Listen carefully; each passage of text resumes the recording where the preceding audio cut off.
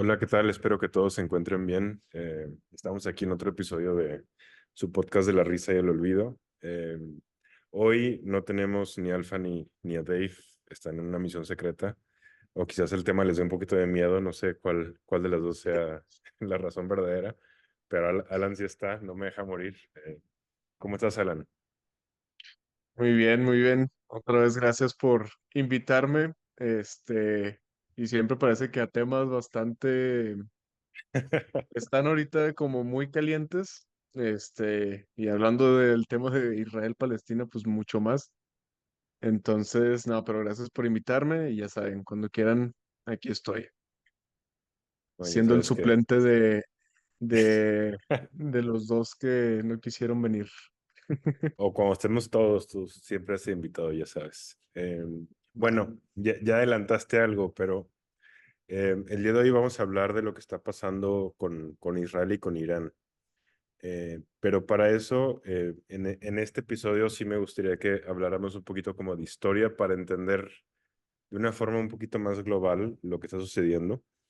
Para la gente que está un poco perdida ahorita en acontecimientos políticos, el 7 de octubre del año pasado, del 2023, hubo un ataque terrorista en Israel. En donde murieron muchos israelíes. Se estima que alrededor como de 700, eh, más o menos. Fue un ataque terrorista del grupo Hamas, que es un grupo islámico. eh, y a partir de ahí, pues Israel empezó a bombardear mucho más fuerte, sobre todo la parte de Gaza. Ese es un conflicto pues que ya lleva muchísimo tiempo. Ahorita es también parte de lo que vamos a hablar para que más o menos entendamos esa parte. Después de ese ataque terrorista, el 1 de abril de este año, o sea, este mes, o sea, iniciando este mes hace 21 días, eh, Israel destruyó un consulado, una embajada iraní en Damasco. Sí viste eso, ¿no, Alan? En Siria.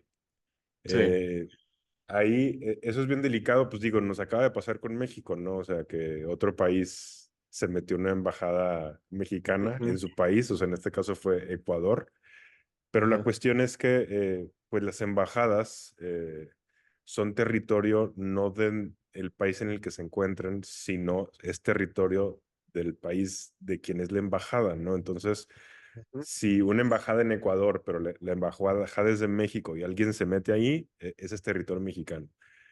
Y Ujú. eso que pasó a México es grave, pero lo que pasó con Irán, pues es mucho más, porque se la destruyeron. O sea, los israelíes le destruyeron esa embajada en un ataque a supuestos terroristas.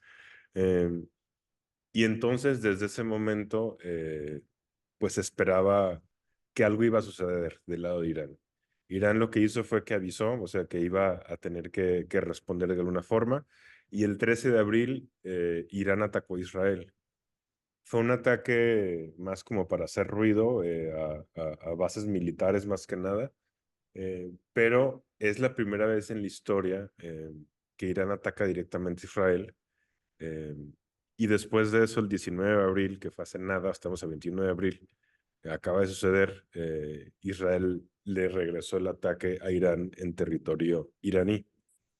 Entonces, las cosas pues están calientes hasta como hasta como se ha manejado ahorita, parecería que los dos países están tratando como de pues bajar, ¿no? Lo caliente que está la situación por el tipo de ataques que se hicieron. Pero aún así, cuando suceden ese tipo de cuestiones, luego las cosas pueden escalar mucho más rápido de lo que parece. Ujú. Y, y para eso me gustaría nada más mostrarles como de referencia algo que pasó durante la Primera Guerra Mundial. Ya alguna vez les había compartido que en la Primera Guerra Mundial había, al inicio de la guerra, o sea, más bien al inicio de ese año, mucha gente no creía que esa guerra se iba a poder dar. Eh, porque ya había muchas alianzas, por ejemplo, económicas entre los países y porque la tecnología militar había avanzado tanto que pensaban que iba a ser una masacre y que ya estaban más civilizados que eso, sobre todo las potencias ujú, europeas. Eh, pero ya sabemos que no sucedió eso, o sea, lo que sucedió fue que se vino una guerra terrible muy rápido y parte de eso tuvo que ver con las alianzas que se empezaron a hacer casi un siglo antes en Europa. Eh, y voy a poner algunos ejemplos. Inglaterra hizo un tratado para proteger la neutralidad de Bélgica, o sea, para que dejaran básicamente en paz a Bélgica y que Bélgica pudiera mantenerse como un país neutral, ¿no? Porque además era un país muy pequeño, pero que tiene una posición geográfica bien importante, que afecta a Francia, que afecta a Alemania y que afecta a Inglaterra. También se hizo una doble alianza entre Alemania y el Imperio Austrohúngaro para protegerse mutuamente de un posible ataque ruso. Se hizo en su contraparte una alianza entre Francia y Rusia para defenderse si otro país los atacaba. Se hicieron algunos como le llaman entente cordial, o sea, como para estar en buenos términos entre Francia e Inglaterra, y ujú. otra entre Rusia e Inglaterra. Todas estas cosas, o sea, como esos pequeños acuerdos que parecen acuerdos, pues digamos, pues para ayudarse, ¿no? Y justamente hasta cierto punto, como para evitar la guerra, en el caso de la Primera Guerra Mundial, acabaron ocasionándola. Eh, ¿Te acuerdas cómo inició la Primera Guerra, Alan? O sea, ¿qué fue lo que supuestamente estalló el conflicto? Porque lo que supuestamente estalla, la Primera Guerra Mundial es el asesinato de Francisco Fernando, como lo traducen a veces, o Sí, Franz Franz Ferdinand. Ferdinand. Ajá, Sí. que muchos, históricamente, incluso en los libros de texto, lo marca como que asesinaron a Franz Ferdinand y esa fue la causa por la que entramos a la guerra. La verdad es de que Franz Ferdinand fue la excusa perfecta, nada más, para iniciar, para iniciar esta Primera Guerra Mundial. Entonces, ese es más o menos como el supuesto inicio, pero yo creo que ahí tú traes también otros datos de por qué se empiezan a mover todos estos países por una sola persona, supuestamente. Ajá. Eso pasó el 28 de junio de 1914. Lo mataron en Sarajevo. Eh, Ujú,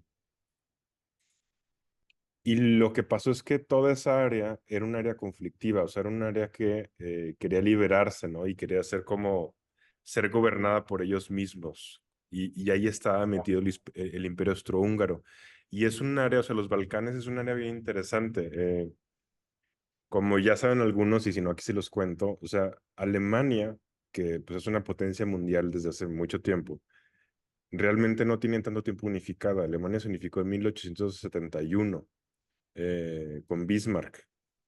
La unificó en varias guerras que acabaron en Francia y después de derrotar a Francia marcaron su unificación como país ahí, en Francia en 1871 y Alemania empezó a conformarse como un poder muy, muy grande, pero una vez que Alemania se hizo país unificado, Bismarck había sido muy agresivo y empezó a tratar de darle confianza al resto de las potencias europeas, ¿no? O sea, primero hizo conflicto para unificarse, pero después de eso dijo, a ver, ya estamos unificados, ahora los demás países tienen que respetarnos y tenemos que tener una relación cordial con ellos.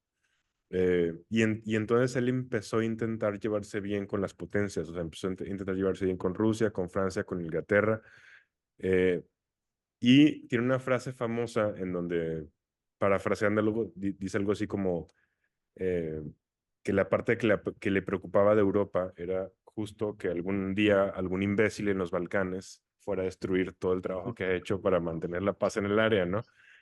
Bueno, y al final, pues en los Balcanes, no sé si era imbécil, pero alguien mató a Franz Ferdinand y las cosas pues como fichas de dominó se fueron cayendo muy rápido.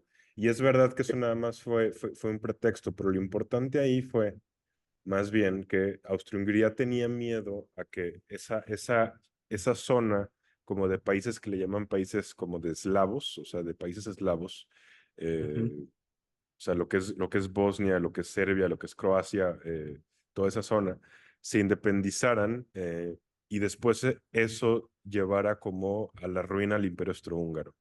Y entonces ellos quisieron poder controlar por completo toda la zona y empezaron a presionarla muy fuerte. Y el asesinato de Franz Ferdinand pues era el pretexto perfecto. El problema es que esa área era protegida también por Rusia.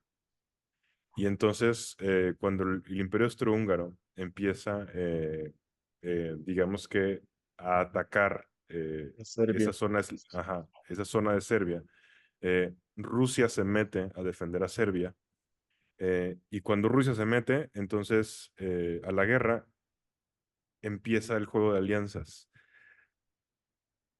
Austria tiene una alianza con Alemania. Entonces, si alguien le declaraba la guerra a Austria, Alemania tenía que meterse. Y entonces lo que pasó es que en chinga Alemania le declaró la guerra a Rusia. Como Alemania le declaró la guerra a Rusia, entonces después Francia tenía que defender a Rusia y Francia se tuvo que meter a la guerra. Y entonces de repente en un pinche abrir y cerrar de ojos ya estaba Rusia, ya estaba Austria-Hungría, ya estaba Alemania, ya estaba Francia, cuatro potencias. Y después, como ya estaba Francia en la guerra, Alemania, si quería defenderse o atacar a Francia, la forma de hacerlo era a través de Bélgica.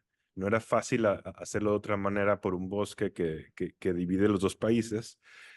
Y entonces Alemania tuvo que meterse a Bélgica, pero como Bélgica tenía un tratado con Inglaterra de neutralidad, Inglaterra en el momento en que Alemania viola ese tratado, tiene que meterse a la guerra en contra de Alemania, ¿no? Y entonces en un abrir y cerrar de ojos ya también está metida Alemania y todo se fue al desmadre. O sea, es eso. La cuestión con estas guerras es que se ha buscado tener como un equilibrio entre las potencias de poder, ¿no? O sea, que las potencias en el mundo estén equilibradas en poder, porque cuando no hay ese equilibrio es mucho más fácil que haya abusos en contra de, de algunos países y eso pueda traer más guerras.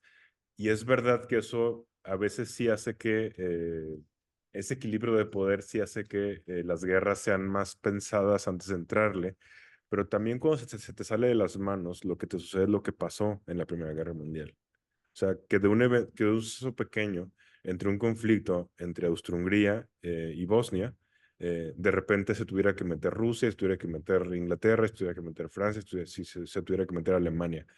Ese es el problema de este tipo de conflictos.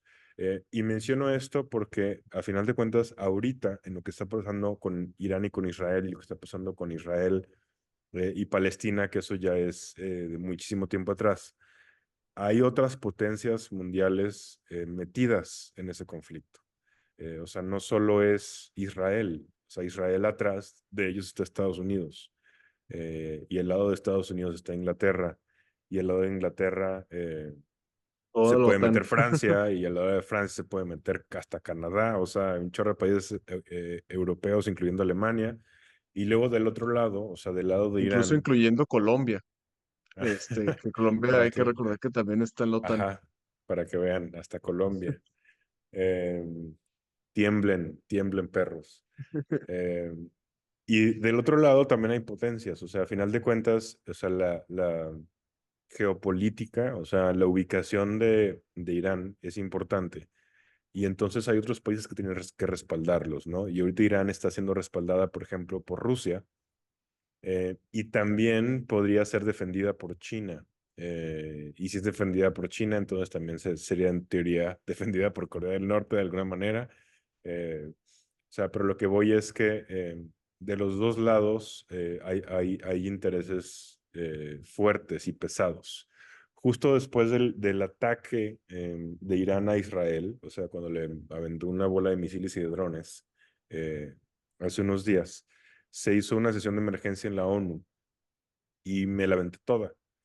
Y era bien interesante, o sea, escuchar a los países y lo que opinaban y te das cuenta clarísimo, o sea, de qué lado está cada uno. Y en efecto, o sea, en el momento en que habla el delegado de Rusia, eh, él deja muy en claro qué es lo que cree, ¿no? O sea, se ve muy claro de qué lado está, ¿no? Y estaba del lado de Irán. Entonces, este conflicto es un conflicto importante porque, pues, no nada más está siendo involucrado el pueblo israelí, el pueblo palestino y el pueblo iraní. O sea, en realidad es un conflicto global. Y siendo un conflicto global, pues, esto puede escalar pues rápido si las cosas no se juegan de forma inteligente.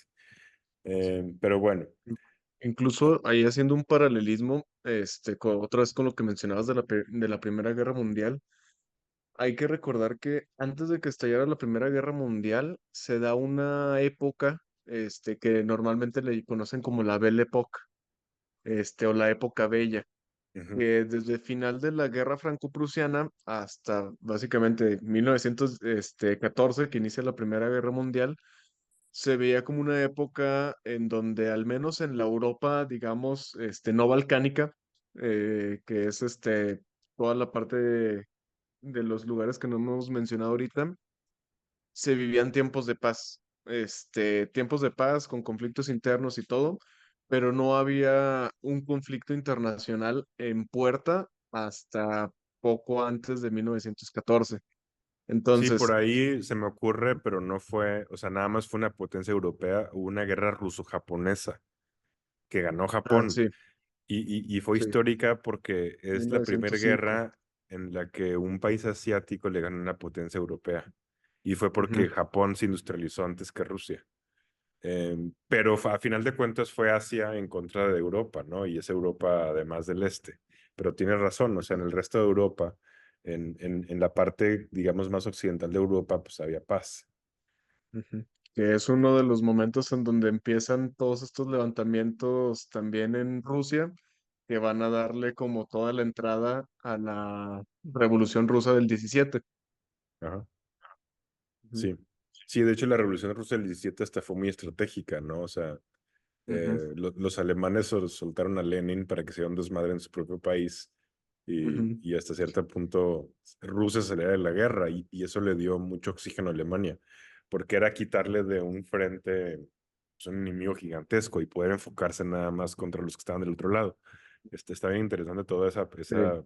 Sí, se lo llevaron en un tren, que también no nada más iba él, creo que iban varios. No recuerdo si incluso, también varios anarquistas, o sea, agarraron como a todos los pensadores más Ajá. conflictivos que podrían tener y decir, de tenerlos en Alemania, Sí, los mejor los tenían llevamos presos, para ajá. Rusia. Sí. Sí, la verdad es que fue un movimiento bien interesante. O sea, fue listo el movimiento, ¿no? Al final de cuentas, Alemania acabó perdiendo la guerra, pero sí les dio oxígeno. Y si no se hubiera metido Estados Unidos, hubieran tenido Ujú, posibilidades. O sea, Alemania pues sí era una potencia militar. Pero bueno, ya con este background, ahora sí ya me quiero meter más a la historia de la creación de Israel. Eh, Acuérdense que el pueblo judío sí llegó a estar en Israel, pues en la antigüedad. Y todavía al inicio del primer siglo después de Cristo. Y si mal no recuerdo, por ahí, creo que fue en los 70 después de Cristo, o sea, en el año 70, fue el último conflicto grande entre judíos y romanos que perdieron los judíos. Los romanos destruyeron una buena parte de Israel y sobre todo lugares sagrados judíos. ujú, Y entonces los judíos acabaron, muchos de ellos abandonando el lugar. Y sí, son un pueblo que históricamente les ha costado trabajo encontrar un lugar propio. Eh, entonces han tenido que vivir en diásporas, han tenido que vivir pues metidos en muchos países diferentes, pero históricamente son un pueblo eh, al que la gente no lo ha querido. Y esto no son los nazis nada más, o sea, en realidad es casi cualquier país, o sea, en casi cualquier potencia en el que hayan estado viviendo. Recuerdo a Shakespeare, por ejemplo, o sea, si alguna vez leen El Mercader de Venecia, en El Mercader de Venecia el ojete es un judío, o sea, el villano es un judío, y lo escribió Shakespeare, y eso es Inglaterra, en la etapa isabelina. Eh, Pueden ustedes revisar, por ejemplo, escritos de Lutero, el cuate, pues, que se rebeló de la Iglesia Católica por las peas papales y todo el desmadre que traía la Iglesia Católica en el Vaticano. O sea, no había mejor peda que la que hacían ellos, ¿no? Y después empezaron a vender indulgencias y un chingo de fregaderas. Él con justa razón dijo, ¿saben qué? Todo esto no se parece a la enseñanza cristiana, y hizo un movimiento como de rebelión en contra del catolicismo, bien interesante. Bueno, él, o sea, que yo creo que en lo que le exigía la Iglesia Católica tenía razón, también en otras cosas no tenía razón, y una de esas era que era un tipo tremendamente antisemita. Ujú. Tiene escritos en donde él está diciendo que lo que se tienen que hacer con los judíos es irles y quemarles sus sinagogas, quemárselas. Lutero, o sea, entonces, y Lutero también es, pues eso es un chorro de siglos, o sea, Que termina entonces, huyendo también hacia zona que ahorita vamos a conocer como Alemania, ajá, sí. entre uno de los tantos reinos, ducados del...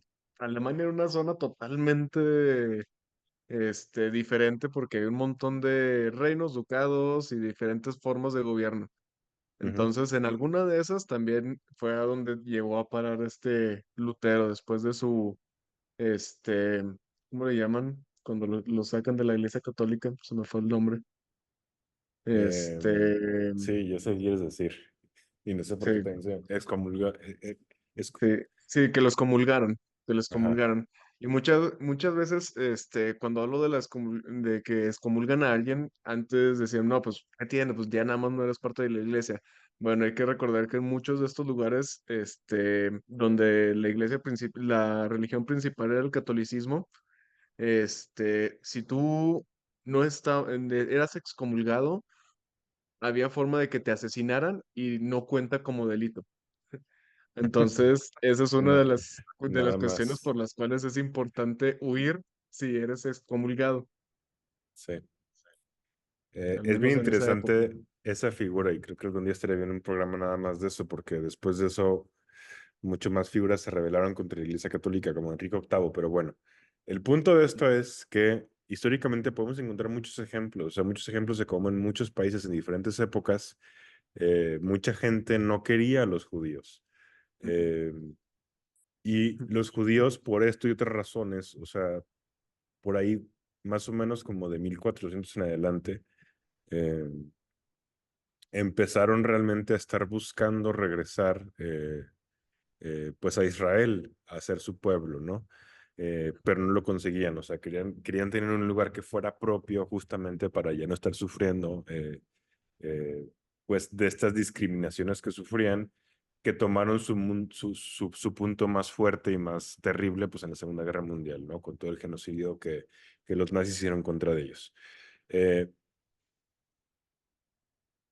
El inicio del siglo XX es bien importante para la creación de lo que es Israel ahorita e inclusive finales del siglo XIX. Pero bueno, en esa parte, Alan, creo que traes info para que sí, la compartas. ¿Quieres aquí les presentar? comparto unas diapositivas, porque también, como decías, históricamente la zona que conocemos ahorita como Israel es una zona que históricamente ha pasado por mucho. En esta zona estaban muchos de los principales pueblos, que podemos ver en la Biblia, los arameos, los hebreos, de donde van a surgir los judíos, los filisteos, que son, por así decirlo, los antecesores de lo que ahorita conocemos como los palestinos. ¿Por qué? Porque los hebreos le decían Filisteim a la zona donde habitaban estos filisteos, que va a transformarse de Filisteim en Palestina. Los fenicios, los edomitas, los moabitas. Era una zona bastante, eh, culturalmente, había muchos pueblos. Y aparte de eso, históricamente a nivel de imperios que han gobernado esa zona, pues estuvo el imperio egipcio, el babilonio, el asirio, el de Alejandro Magno, el imperio otomano. Entonces va a pasar por un montón de cosas este pequeño lugar. Es Y que es una zona bien ujú, importante, o sea, porque está sí, uniendo, o sea, une África con Asia, con Europa. O sea, ujú, es una zona, o sea, es una zona geográficamente, sí, es pues, un punto clave. geoestratégico. Ujú. Sí. Es Ujú. como lo que pasaba también con pues todos los estrechos, el estrecho de Gibraltar y diferentes lugares son puntos estratégicamente muy importantes. Pero bueno, este, hay una cosa que va a surgir a finales del siglo XIX, que es el sionismo, que muchas veces se confunde el término se le refiere a los judíos como sionistas, pero son muy diferentes. ¿Qué es el sionismo? El sionismo, en un libro publicado por esta persona que ven aquí, que es Theodor Herzl, él empieza a establecer la noción de que los judíos necesitan una nación y necesitan un lugar para poder habitar. Necesitan recuperar esa, digamos, tierra sagrada. Entonces, este movimiento, muchos de ellos son incluso anticlericales. No están tan, movidos por una razón teológica, sino incluso por una razón, natural de protegerse. Entonces, en este contexto se da algo que le conocen como la primera aliyá, que es una migración masiva de judíos y en este caso el lugar al que llegan es a lo que vamos a conocer después como Israel. Entonces, esta aliyá es la primera de varias migraciones que se van a dar y van a llegar hasta un lugar donde estaba poblado por los mismos palestinos. Ya había pueblo judío, había judíos, musulmanes, en esa zona, pero pero, mayoritariamente eran musulmanes. ajá, mayoritariamente eran musulmanes por todo lo que había sido, bueno, en ese entonces todavía existía el Imperio Otomano. Y, Entonces, y, y muy ujú, mayoritariamente, o sea, si ven el mapa, en 1917, por ejemplo, o sea, casi todo era ocupado por palestinos. ujú. Y todo esto va a seguir así, va a haber, una minoría judía en esta zona y nos vamos a tener que mover hasta todavía en la Primera Guerra Mundial. Hay que acordarnos que todavía en el 1917 se sigue dando la Primera Guerra Mundial y es aquí donde Reino Unido firma una especie de acuerdo con, un acuerdo dos bandos. Aquí hace un poquito, un movimiento medio tramposo, medio, este, maquiavélico el imperio, inglés y lo que va a hacer es Sí se la acordar con bañaron. los árabes. ¿Eh? No, que sí se la bañaron, o sea, che Sí. desmadre que les dejaron a la gente de ese lugar. Acuerdan con los árabes, que si se levantan contra el Imperio Otomano, les van a dar la zona, van a hacer una zona este, para los árabes, y van a designarles ellos una zona, por así decirlo. Pero al mismo tiempo están en negociaciones, y están en contacto con Lionel Rothschild, que es uno de las familias judías. Los Rothschild son una de las familias judías más importantes. Todavía ahorita tienen, digamos, bastante poder. Son banqueros eh, podemos buscar uno de los más antiguos, data desde antes de la época napoleónica, de las guerras napoleónicas. Entonces, los Rothschild son una familia judía bastante importante y acuerda con él de que va a haber, de que le van a dar la zona de ahorita de Israel para que puedan conformar, su nación judía. Y esto se le conoce como la Declaración de Balfour y se hace llegar por un telegrama el 2 de noviembre de 1917. Entonces, desde aquí ya estamos viendo el conflicto. Por un lado, le ofrecen a los árabes que si se levantan contra el Imperio Otomano le van a dar las tierras de ahorita de Israel. Y por el otro lado, con las familias judías más importantes llegan a acuerdos, para asegurarles de que esa zona va a ser zona para los judíos. Entonces ya desde ahí estamos viendo que el problema o la disputa ya estaba, zanjada. Se empiezan a dar muchísimos movimientos antisionistas. Uno de los más importantes es una manifestación que se da en las puertas de Damasco en 1920. Entonces ya para esta época ya se termina la Primera Guerra Mundial y se firma la Organización de las Naciones Unidas. Bueno, la Liga más bien de las Naciones Unidas, que es como un predecesor de la ONU. de la- Y lo que va a hacer es otorgarle a Gran Bretaña el control sobre Palestina en 1922.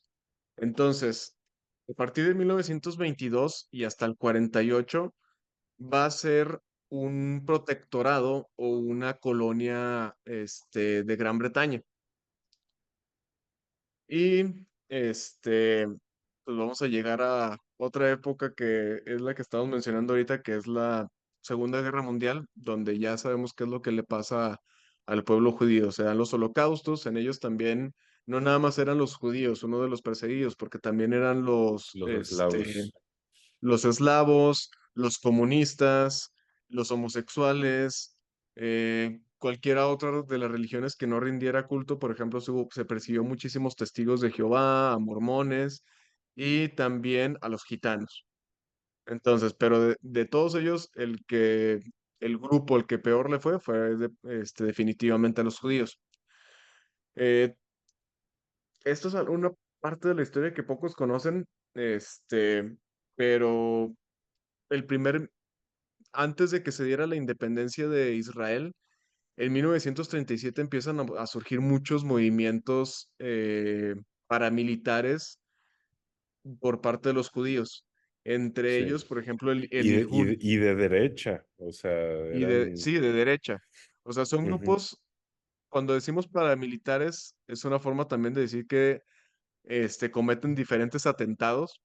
Por ejemplo, uno de ellos fue la bomba que plantaron en el hotel del Rey David, así se llama el hotel del Rey David, donde estaba, digamos, como una parte de la embajada o del gobierno, de Gran Bretaña. Entonces, estos movimientos empiezan a ser, principalmente en contra de la ocupación de Gran Bretaña, pero también en contra de, los árabes. Es que les habían Y los puesto, árabes, según yo, ajá, les habían puesto, como subió tan rápido el número de judíos en la zona, o sea, pero rapidísimo. Ustedes ven ujú, gráficas de 1920, por ejemplo, a 1945, eh, de cómo los judíos fueron ocupando la zona, o sea, que creció de no haber nada a llegar a casi a 400,000 o sea, en 25 años. ujú, Entonces, en algunos años previos, o sea, ahorita que estás hablando antes de esa época, en los 20, les empezaron a poner también limitantes los ingleses, o sea, de cuánta gente judía nueva podía llegar a Israel. O sea, lo querían controlar. Y eso también fue algo que molesta mucho a estos grupos. O sea, ellos querían ujú. que estuviera abierto. Sí, y aparte hay que decir otra cosa. Uno de los principales choques que había entre los árabes y entre los judíos se debía a que mucho de esta migración que venía, o muchos de los judíos que emigraban, eran judíos que a diferencia de gran parte de los palestinos, eran económicamente estables o incluso muchos de ellos económicamente más poderosos, tenían un nivel de educación formal mucho más grande. Y entonces poco a poco muchos de los espacios que eran habitados anteriormente por los pueblos árabes o los pueblos palestinos los van haciendo para un lado. Desde aquí empiezan muchos también de los conflictos. Y cuando decimos que también atacaban los judíos a los árabes, también no vamos a decir que los árabes se quedaban de brazos cruzados.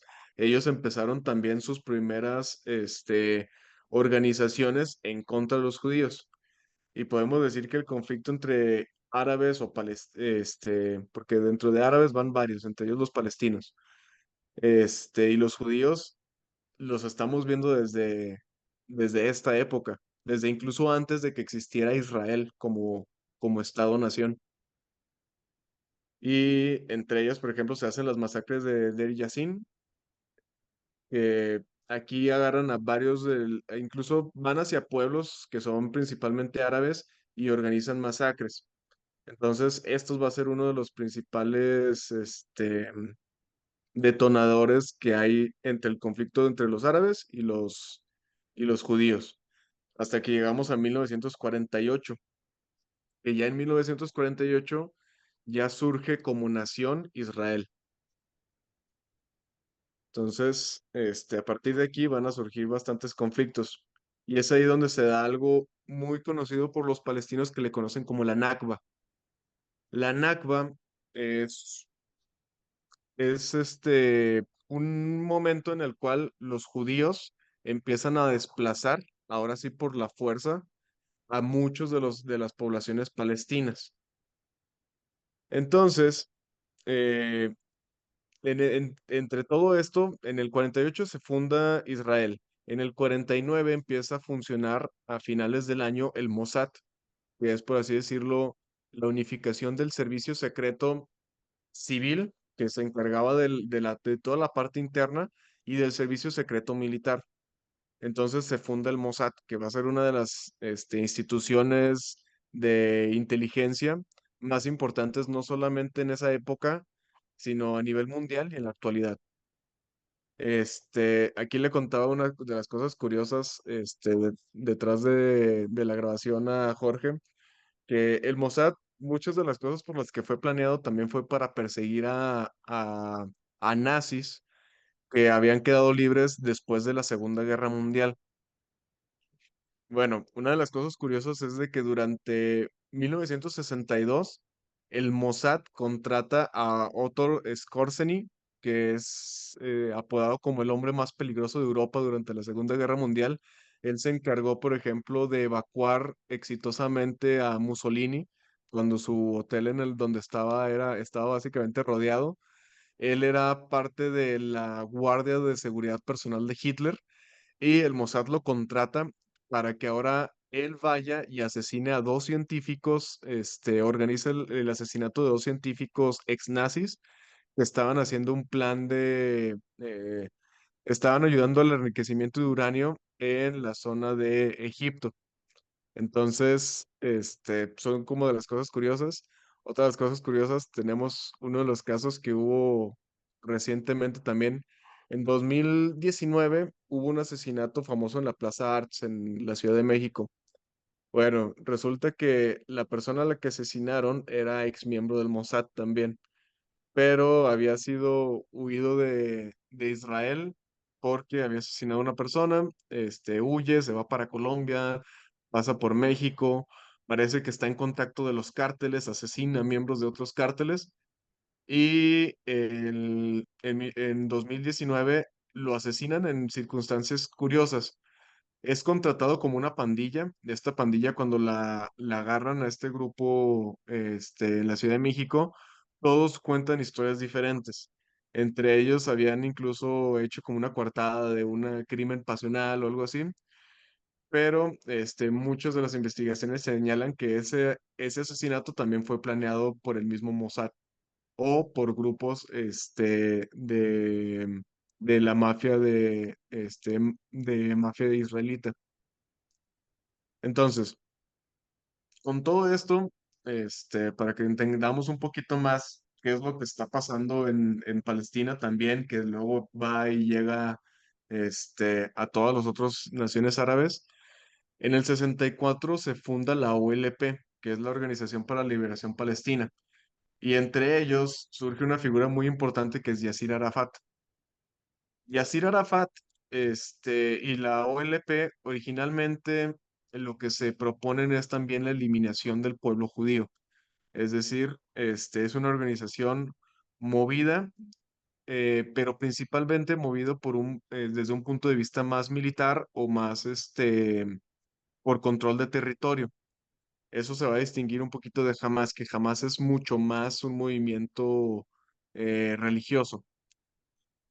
Eh, Pasan muchísimas cosas, entre ellas la Guerra de los 6 días, que eso nos da un contexto de por qué hay tanto conflicto entre los países árabes y los países, y entre la nación de Israel. La Guerra de los 6 días, literal, es una guerra relámpago que se da en 1967, donde casi, casi podemos decir que de la noche a la mañana, Israel pasa de ser la franja que ahorita conocemos como Israel a controlar los saltos del Golán y controlar incluso el estrecho de Gibraltar. Es decir, se vuelve un territorio muchísimo más grande en solo 6 días. Aquí donde hubo más, la táctica principal fue a través de bombardeos aéreos. Entonces los bombardeos aéreos significaron como una de las victorias más grandes para el pueblo de Israel. Sin embargo, el 7 de octubre, entre el 7 y el 25 de octubre de 1973, se da, digamos, una contraofensiva por parte de los pueblos árabes, principalmente se me fue el nombre, principalmente Egipto, es uno de los principales eh, organizadores de esta guerra, que se le conoce como la guerra del Yom Kippur. El Yom Kippur es una celebración importante para los judíos. De hecho, durante esa celebración no se trabaja, y básicamente están en oración todo el día. Utilizaron esta celebración importante para los judíos para precisamente atacarlos en ese día. Es un día en el que iban a estar más vulnerables.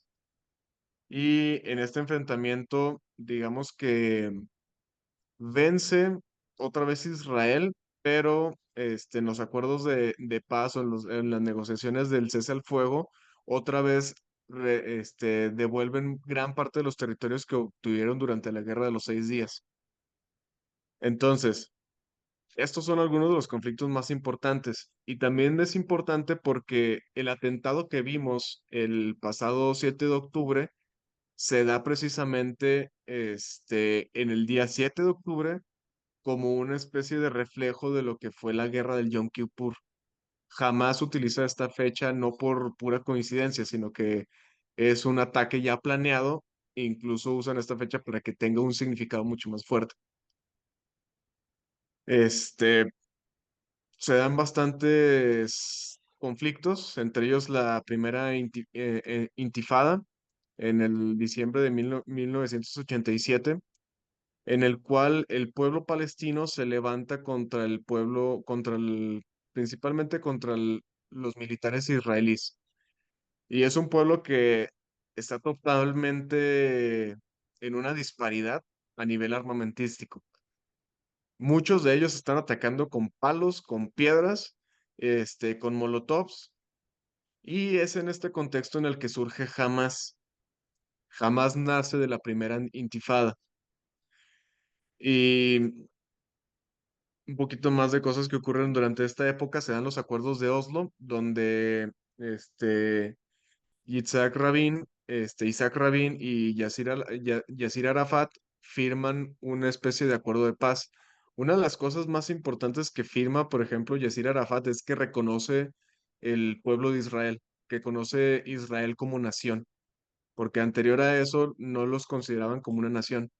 Entonces, ya aquí estamos viendo una época en donde posiblemente se llega a un acuerdo entre parte del pueblo palestino y del pueblo israelí. Sin embargo, también en este contexto surge Likud, que Likud es, digamos, el partido de derecha, de Israel, el cual ahorita está representando, por Netanyahu, que es actualmente el primer ministro de Israel. Él va a tener varios periodos, siendo primer ministro. Tiene 3 periodos de primer ministro.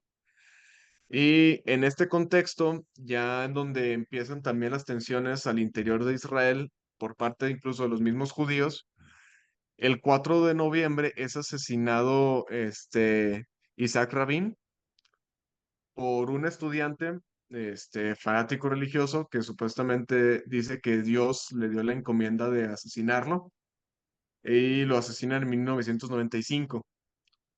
Y después de eso, en 1996, protesta como primer ministro Netanyahu en su primer gobierno. Entonces, vemos cómo todo va conectándose. Cuando me dijeron de que íbamos a ver sobre esta guerra, enfrentamiento de Israel con básicamente medio mundo, entre ellos los palestinos, es una guerra bastante compleja no solo por las alianzas, sino incluso a nivel histórico. Eh, Cuando pasamos al siglo XXI, se da la segunda intifada, donde se da esta famosa imagen donde Fares Odan, un niño, está atacando con piedras un tanque. Entonces, Fares Odan también es asesinado durante esta intifada y es lo que nos lleva también al contexto de por qué jamás gana las elecciones en 2006. Y esto puede chocar a muchos porque lo ven como muchos cuando hablan de Hamas lo ven como este grupo terrorista. Es un grupo que hace ataques terroristas. Sin embargo, también es un, por así decirlo, partido que fue electo democráticamente en 2006 en la Franja de Gaza, porque ni Hamas es Palestina, ni Palestina es la OLP, es una cosa mucho más compleja, porque tenemos a Cisjordania, que por ese lado está principalmente la OLP, y tenemos la Franja de Gaza, en donde los que tienen mayor control es Hamas. De hecho, incluso durante 2000, aquí estoy a punto de equivocarme, 2007, creo que fue en 2007, se, Wikileaks publica publica algunas comunicaciones que se dan entre diferentes altos mandos de Israel, entre ellos Amos Yadil. Amos es en ese momento jefe de inteligencia. Y él marca cómo el ascenso, él dice en su mensaje cómo el ascenso de Hamas les beneficia. De hecho, porque dicen, ahora básicamente no tenemos una excusa para poder atacar Palestina. Y para que nos demos una idea de por qué también muchos de los muertos que tenemos en este enfrentamiento entre Israel y Palestina son palestinos, es porque la Franja de Gaza ocupa una dimensión, digamos, similar a la superficie de Monterrey. Sin embargo, la densidad de población es casi del doble. Entonces, tenemos en un lugar pequeño una gran población. Por eso, cualquier ataque que haga Israel contra Palestina es un ataque que va a llevar muchísimos muertos detrás. En total se estima, hay diferentes estimaciones, hay tanto estimaciones por parte de la ONU que son muchísimo menores y esta por parte de servicios que están dentro de Gaza, donde dicen que son alrededor de 30.000 los muertos, de ellos también 1.200 son israelíes y 340 son trabajadores sanitarios, alrededor de 13.000 son menores de edad y van 132 periodistas asesinados. Entonces, tenemos un conflicto que a escala podemos decir que es un David contra Goliat. Entonces, tenemos por un lado Israel, que es uno de los ejércitos mejor preparados de todo el mundo, a nivel tecnológico de los más avanzados. Y De por hecho, el el otro país con lado la tenemos a defensa aérea Palestina. más fuerte del mundo es Israel. Sí, de hecho, eso fue lo que se hizo muy raro en en los atentados terroristas del 7 de octubre, porque ellos tienen algo que se le llama el domo de acero, que es básicamente un sistema de misiles que cuando detecte que hay un ataque de misiles contra Israel, este sistema de misiles contraataca, de manera directa. Es decir, lanza un misil contra otro misil. Ujú. Entonces, ¿por qué falló? Porque hicieron básicamente un ataque de saturación. ¿Qué quiere decir? Que no fue un ataque, digamos, planeado estratégicamente de a dónde va a caer, sino que es bombardear lo más que podamos, porque en algún momento ese domo de acero se va a ver sobrepasado, y así lo fue, y de los, digamos, de 10 misiles, al menos va a caer uno. Y Sí, esa fue la táctica. estuve leyendo o sea, que el domo tuvo un Ujú. estimado de un 86% de efectividad. Obviamente los israelíes dicen que fue mucho más, los Ajá. iraníes dicen que fue mucho menos. Al porcentaje que llegué como de fuentes más equilibradas fue 86%, que sigue siendo alto, o sea, sigue siendo muy alto, ¿no? Pero con la característica de que una, les avisaron que los iban a atacar, porque les avisaron. eh, Ujú. em,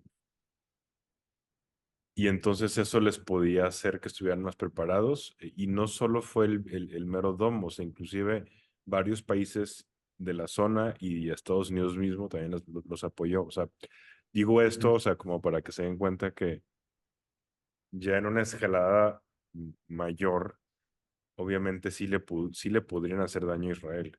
Eh, y es interesante a nivel como estrategia de guerra porque el hecho de que hayan atacado de esa forma a Israel, que no lo hicieron sea, intentándolo hacer daño como a los civiles. Por eso no fue hacia esas zonas los misiles, pero em, este ataque les dio información a Israel de lo que Irán pudiera hacer si escalara Ujú. la situación.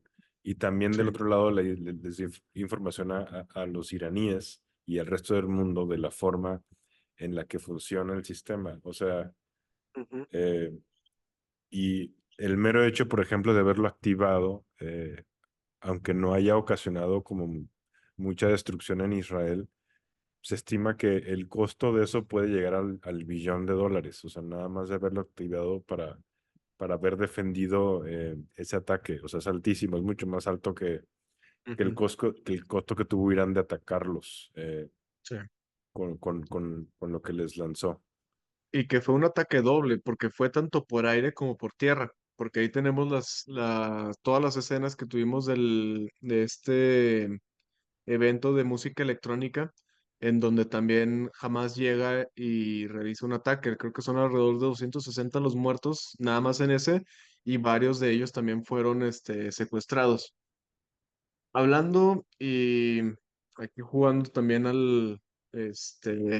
como al lado más maquiavélico. Muchas veces vemos estos ataques terroristas, de manera totalmente negativa, y lo son. O sea, cualquier tipo de ataque de este estilo, es sumamente cuestionable, criticable y lo podemos ver con horror.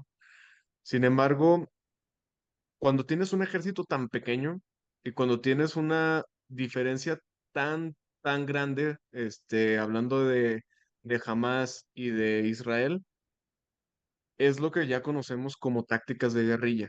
Podríamos englobar incluso a las tácticas terroristas dentro de las tácticas de guerrilla. ¿Por qué? Porque no tienes un ejército tan grande como enfrentarte directamente. Sin embargo, tienes los suficientes efectivos para causar un daño, y una histeria, mucho más grande. Porque podemos incluso englobar como ataques terroristas, incluso muchos de los ataques que hicieron los vietnamitas en la guerra de Vietnam. Podemos englobar, como ataques de terroristas también todo lo que hicieron, las Torres Gemelas. Sin embargo, la escala de ataque que tenemos entre Israel y Palestina es desproporcionada. Entonces, es una de las tácticas, viéndolo de la manera más fría, es una de las tácticas que pudo haber utilizado jamás, y que de hecho a nivel de mensaje le salió bien, pero ahorita a nivel táctico, pues simplemente están masacrando gran parte de Palestina y no hay forma en la que se puedan, en cierta forma, proteger. De hecho, Sí, incluso si está Israel ya los completamente. hubiera querido atacar, lo hubiera hecho y los hubiera, aplastado. Sí, Ujú. está completamente desequilibrado, o sea, y sí es cierto, o sea, cuando tienes esa disparidad de poderes y quieres hacer guerra, pues tienes que encontrar otros medios. Eh, Ujú. Nada más que siento que sí tiene muchas aristas, o sea, por ejemplo, Sí.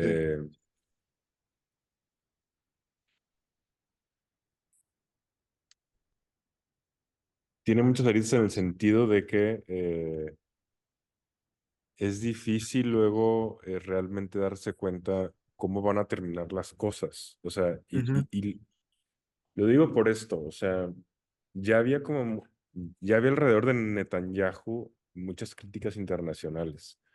Aunque Ujú. la prensa esté siendo controlada en gran parte en Occidente a favor de Israel por toda la presión que meten pues, gobiernos tan grandes como Estados Unidos, eh, pues ya había mucha gente que estaba dando cuenta como que la reacción que estaba teniendo en Gaza era desproporcionada, o sea, la destrucción que estaban Ujú. haciendo.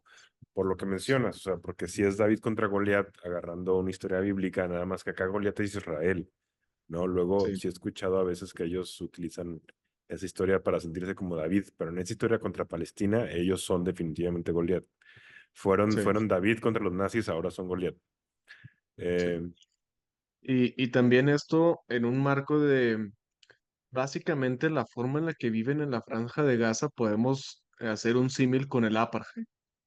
Ujú. Entonces, las condiciones en las que viven, ya vimos ahorita, son cerca de 2 millones de personas. en un Sí, territorio son equivalente como el de terribles. Monterrey. O Ajá. sea, Y gran tú parte vas de a la la energía parte que está eléctrica y ocupada todo por viene Israel desde Israel. principalmente y es, Ujú, y es primer mundo y vas a la parte donde están refugiados los palestinos y es como si pasaras un mundo alterno, ¿no? ujú, Eh, o sea, donde pues todo está peor. Eh, sí. y además pues ellos sienten que están siendo ocupados, ¿no? O sea, por otro país. De hecho,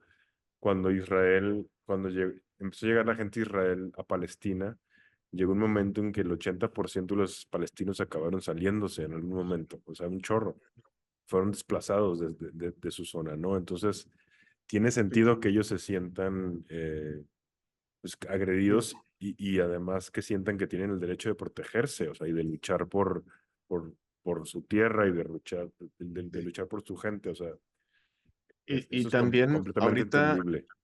ahorita podemos decir que no hay migración o no hay forma de que salgan porque básicamente viven amurallados. Lo que es la Franja de Gaza tiene alrededor de ella una gran muralla, como si fuera aquí la frontera de México, pero todavía peor. Y no hay forma de tampoco de huir. Ha habido túneles y ha habido varios intentos, pero están siendo, en cierta medida, están sufriendo la represión por todo lo que ocurrió el año pasado y el ataque, y no hay forma de que se muevan. Al final de cuentas, siempre los que terminan perdiendo son el pueblo palestino, y la población civil israelí también. Entonces, siempre, como en cualquier guerra, la población civil es la que termina pagando gran parte de los daños. Sí, que es lo más terrible. Pero bueno, lo que te quería decir hace rato era Ujú, que yo sentía que se estaba desgastando como la imagen de Netanyahu a nivel internacional. O sea, porque ujú, fue terrible el ataque terrorista que sufrieron el año pasado, pero fue mucho más terrible después la respuesta que dio el gobierno israelí. O sea, no se ujú. compara en cantidad de muertos. No. Eh, Después, con este ataque de Irán, eh, eso como que le volvió a dar gasolina otra vez como a toda la gente pro Netanyahu, como de ya ven, o sea, le estábamos diciendo, o sea, que algo se tiene que hacer con esos grupos, porque además esos grupos, Sí, algunos de ellos, pues sí están históricamente financiados por Irán. sí. Pero lo que voy es que luego, o sea, en la política, pues tienes que tratar de medir todas las consecuencias que puede tener un acto, ¿no? Ujú, Yo siento que a cierto punto el ataque de Irán a Israel fue también para calmar a estos grupos islámicos que estaban pidiendo pues que ya de alguna u otra forma Irán los defendiera abiertamente. Eh, ujú, y si atacan tu embajada, pues no te puedes ver débil, tienes que hacer algo, ¿no? Eh, ujú. Sí, entonces, por un lado juegas a verte poderoso, y a calmar a la gente que te apoya, pero por otro lado también le puede dar más gasolina al discurso de Netanyahu, o sea, al sí, discurso de, pues esta gente nos quiere eliminar, los habíamos dicho, quieren ir en contra de la libertad en cualquier parte del mundo, no nada más contra nosotros. Eh, sí, que entonces, terminan usando también estos típicos discursos de la guerra entre Oriente y Occidente, la guerra sí, de entre la la libertad libertad y contra la la opresión, represión, sí. la guerra del mundo libre y el mundo oprimido. O sea, todos estos son discursos que utilizan siempre, tanto de un lado como de otro. También una de las cosas que hace un poquito la diferencia ahorita es de que si algo sabemos de Estados Unidos es de que casi nunca entra en una guerra si la opinión pública está en su contra, porque ya la guerra de Vietnam fue como Sí, no fue de la una fregada. marca que le quedó ahí bastante grabada de qué es lo que pasa cuando la opinión pública y ni siquiera la opinión de tu propia nación está de tu lado. Entonces, ahorita la opinión pública podemos decir que está ni del lado de Hamas, ni del lado de Israel, sino que está más del lado del pueblo palestino. Ujú, Este, entonces, eso también es una de las cosas que le juega ahorita en contra a Netanyahu, porque las naciones que lo están apoyando ahorita se están viendo como muy observadas desde la opinión pública interna de esos países aliados. Entonces, eso también es otra de las cosas que trae al escenario político actual como más puntos que son, desde el punto de vista general, como saliéndonos de toda esta masacre, interesantes a nivel geopolítico. Sí, así es. Bueno, lo último que yo quiero decir, y ya te dejo a ti el cierre, Alan, ya para despedirnos.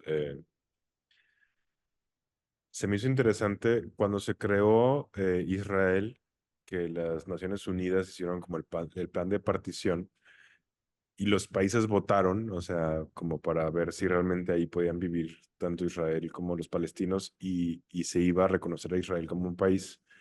Eh, los países que votaron en contra fue Afganistán, Cuba, Egipto, Grecia, India, Irán, Irak, Líbano, Pakistán, Arabia Saudita, Siria, Turquía y Yemen.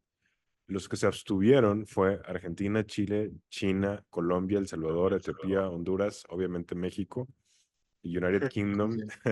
y Yugoslavia. Los demás, y si se fijan, Y también en esa, Estados Unidos votó en abstención. y Estados los Unidos, que, según yo, estaba como en abstención. O sea, también para no verse también del lado. pero todos sabemos qué es lo que quería Estados Sí, Unidos, ¿estás de acuerdo? Y el resto de los países, o sea, muchos europeos y Australia, uno que no es europeo, pero muchas potencias alrededor del mundo, pues votaron a favor. Ahora esta vez yo estaba viendo incluida la Unión también, Soviética. La Unión Soviética votó a favor. eso estuvo bien raro, Esas pero son de sí, las cosas más porque digo, raras. acaba de pasar la Segunda Guerra Mundial y han sido aliados también, ¿no? Las Sí. potencias europeas con ellos. Eh, pero, o sea, todavía no empezaba la Guerra Fría, apenas iba a empezar.